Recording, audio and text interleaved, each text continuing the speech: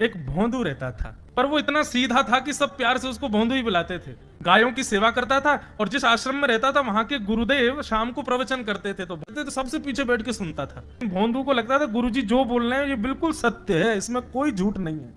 एक दिन गुरुजी प्रवचन करते हुए बोले, यमुना के पल्ली पार भांडीर वन में ठाकुर जी गैया चराने आए। भांडीर वन का नाम सुनते भोंदू कान खड़े हो गए। बोले भांडीर वन तो मैं जाता हूं गैया लेके, मुझे तो कभी मिले नहीं वहां पे। अरे मुंह में ही कमी होगी, मुंह में ही सामर्थ्य नहीं होगी उनको देखवे कि मैं ही नहीं देख पाए होंगे, वो तो आते होंगे वहां पे, मुझे ना दिखे होंगे। भोंदू ने पहली बार जिज्ञासा करी, गुरुदेव ठाकुर जी दिखते कैसे हैं?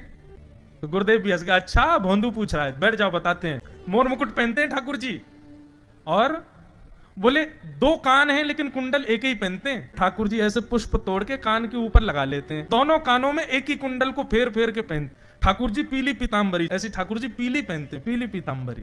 माला कैसी पहनते हैं? आती है। ठाकुर जी ऐसी पहनते हैं पूरी पैरों तक जाए।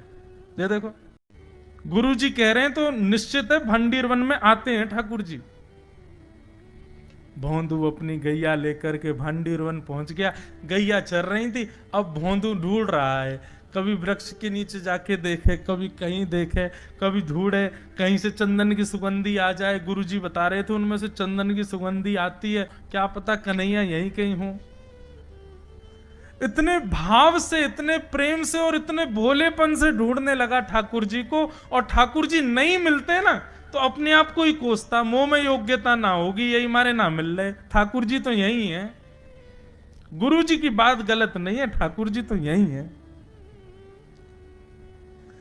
उसके उस सहज भाव पर, उसके उस सरल भोंदूपने पर ठाकुर जी रीझ गए। और इतने में ही भोंदू हताश निराश उदास बैठा था, खुद को कोस रहा था, मुंह में योग्यता ना है, मुंह ठाकुर जी मिलना है रहे। इतने में ही देखा सामने से असंख्य गायों का झुंड आ रहा है, और भोंदू ने जैसे उन गायों को देखा, ऐसी गाय कभी देखी नहीं, अलग गाय, सींग चमक रहे हैं, सींगों के ऊपर के भाग में सोने चांदी मढ़े हुए हैं, ऐसी ऐसी सुंदर सुंदर तंदुरुस्त गैया। तभी देख रहा है भोंदू, पीतांबरी पहनी है, गले में वैजंती माला धारण की है, सिर पर पाग पहनी है, एक कान में कुंडल है, मंद मंद मुस्कुरा करके दतुइयां दिखा रहे हैं, कटाक्ष नेत्रों से कभी इधर देख रहे हैं कभी उधर देख रहे हैं, अपनी वेणु को कमर में कस करके गैयाओं के गले में गलवैयां डाल करके श्याम सुंदर भोंदू की तरफ चलते भय आ रहे हैं।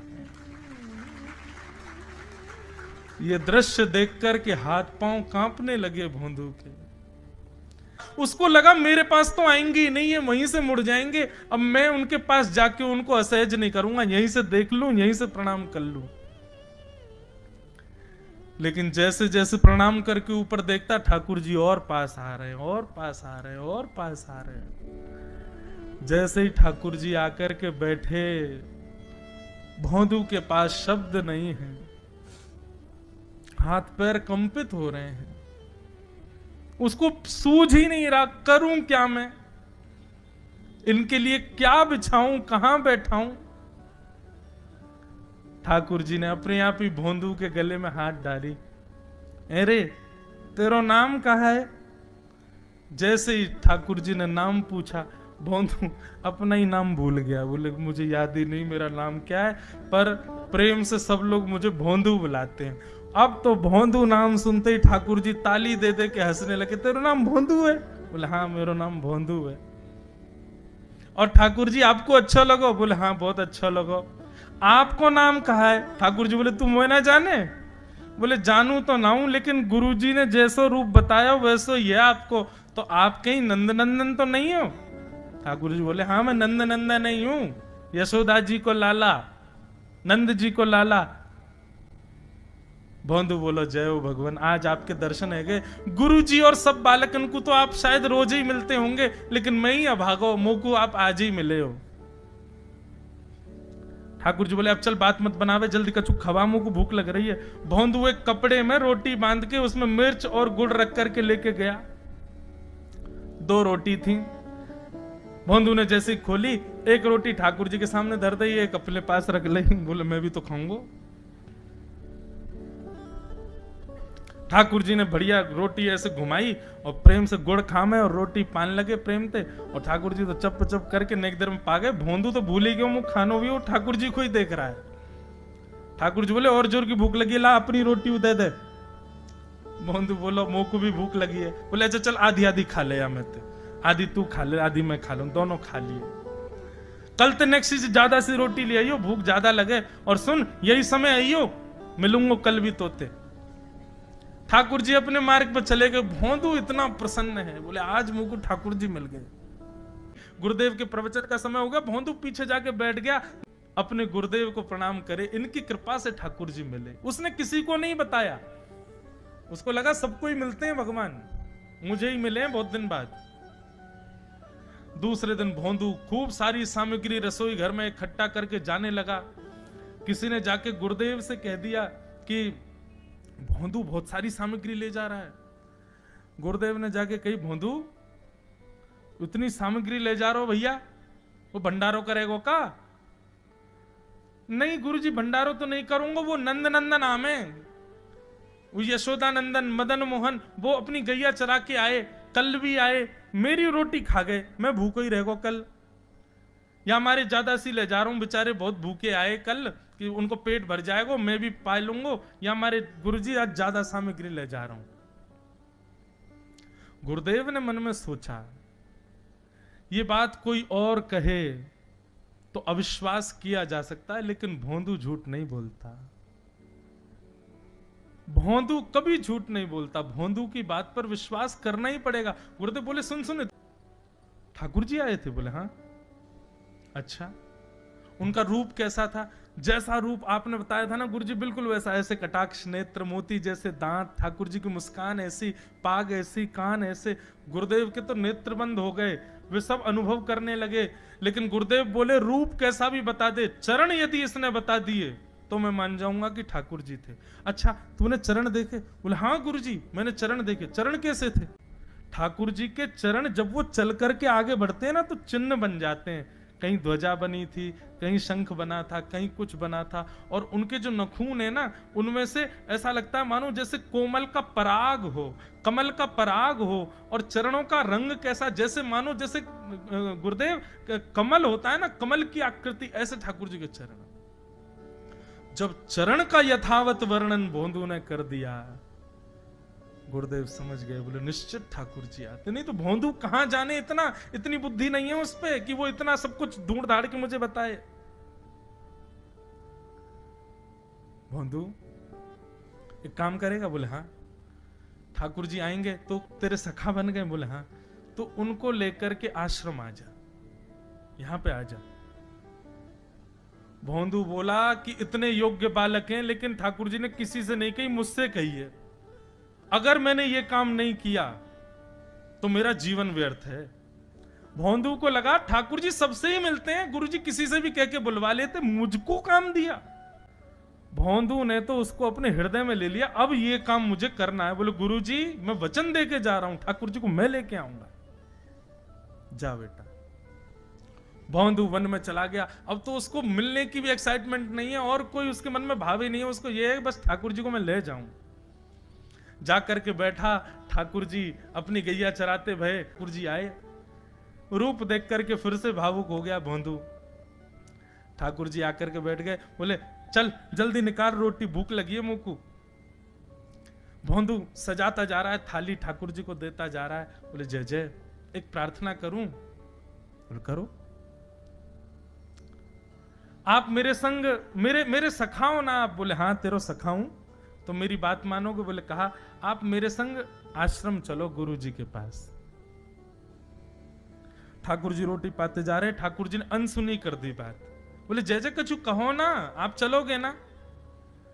ठाकुर जी बोले हम तेरे सखा हैं, तेरे गुरु जी के सखा नहीं है। तू मोते मिल, तू मेरे संग खा, तू मेरे संग रहे, तू कछु कर, तो कुछ सब अधिकार है, लेकिन ये हम गुरु जी ते मिल बातें मिल ये सब हम नहीं करेंगे। हम बस तेरे सखाएं तो ही जाने और कोई ना जाने।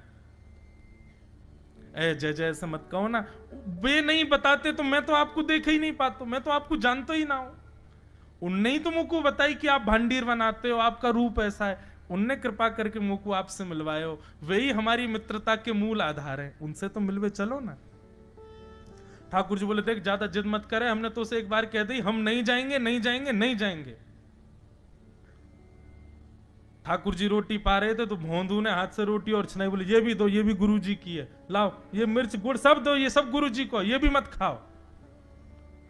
और सुनो, यदि हमारे गुरु जी से आपको प्रेम नहीं है तो हमको आपसे प्रेम नहीं है। कल ते अपनी गैयान को लेकर कहीं और चरावे जाओ, होंगे तुम नंदन अपने गांव के, मेरे गुरुजी के पास नहीं जाओगे। और सुनो, ये मुंह में जो रोटी रखी जाओ को उगल आओ, ये भी गुरुजी की रसोई में बनी है, हमारे गुरुजी से नहीं मिलेंगे।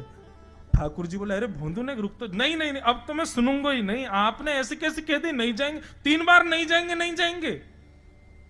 और ये भांडीरवन मेरो है, मैं यहां गैया चरावे आऊं, कल से अगर तुम और तुम्हारी गैया दिख गई मुंह को तो तुम्हारी गैयान को लेके मैं चलो जाऊंगा आश्रम, फिर तुम्हारी मैया बाबा तुमको मारेंगे। ठाकुर जी बोले अरे भोंदू इतना नाराज? बोले यदि मुंह से मित्रता रखनी है तो मुंह को वचन देना पड़ेगा कि आप आश्रम चलोगे, और अगर आपने फिर से नहीं कही तो मैं जा रहा हूं वापस, और कभी आपको मुख नहीं देखूंगा, अपना मुख नहीं दिखाऊंगा। ठाकुर जी बोले इस मुख को देखने के लिए या संग के लिए लोग पता हो तो कितनी तपस्या करें। बोले जो तपस्या करें उनको मुबारक, तुम मुंह को ना चाहिए, मुंह ना मिलनो तुमते, मुंह कोई गरज ना पड़ रही तुमते, आज तक नहीं मिले, कल ही तो मिले हो मोते, वो भी गुरुदेव की कृपा से मिले हो, जाओ मत मिलियो, मुंह ना चाहिए तुम। ठाकुर जी बोले मैं तो ना जाऊंगा, मैं तो तेरे पास ही रहूंगा। बोले तुम मत जाओ, मैं जा रहा हूं। कि जाने लगा वापस। भोंदू, ठाकुर जी पुकार रहे हैं भोंदू को,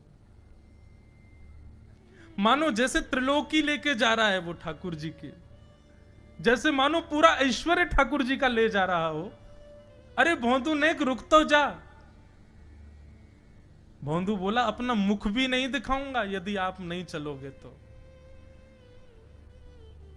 भोंदू थोड़ी दूर गया, ठाकुर जी को लगी वापस आ जाएगा, थोड़ी और दूर गया, लगा अब आ जाएगा, लेकिन जब भोंदू दिखना बंद हो गया हमारे ठाकुर जी विचलित हो गए, दौड़े भोंदू की तरफ।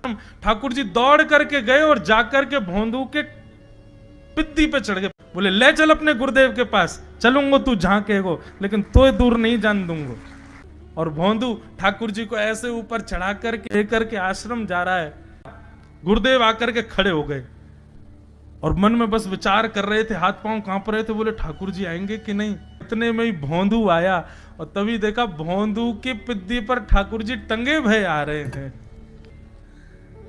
आज गुरुदेव ने जाकर के पहले भोंदू को प्रणाम किया, बोले जय हो, धन्य है तू। इतनी तपस्या की, इतना भजन किया, घर परिवार त्याग दिया, वैराग्य त्याग सब हमारे जीवन में, तब भी ठाकुर जी नहीं मिले। लेकिन वारे भोंदू, तेरी सरलता, तेरी सहजता, तेरा ये निर्मल भाव कि ठाकुर जी तेरे अधीन होके यहां आश्रम तक चले आए।